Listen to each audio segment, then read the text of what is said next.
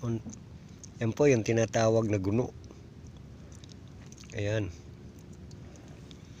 Isa pa rin mga yan. Kumakain din yan ng mga baud nun. Yung maliliit na isda. Ayan. Ayan. Tapat ng ilaw talaga natin. Oh.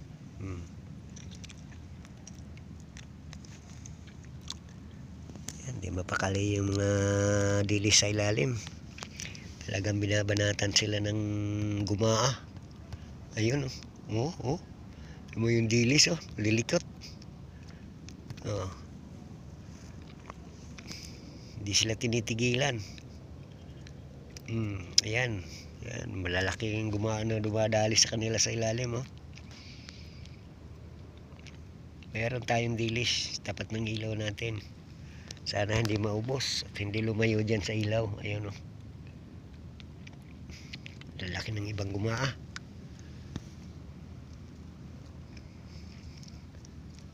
Ayan. Guno. Yung nasa ibabaw na yan. Natakot din yung guno sa sa gumaa. Kaso nga lang, takot din ang guno dyan kumain sa kanila kasi makapal yung kaliskis ng mga yan. Ayan, oh. Dinadaan-daanan lang sila. Ayun, oh. Kawawa naman yung ating dilis sa ilalim. Yung iba, papuntang taas. Parang lumilipad yung dilis papuntang taas. Dahil natatakot sa kumakain sa kanila sa ilalim. Yung gumaan na yan, oh.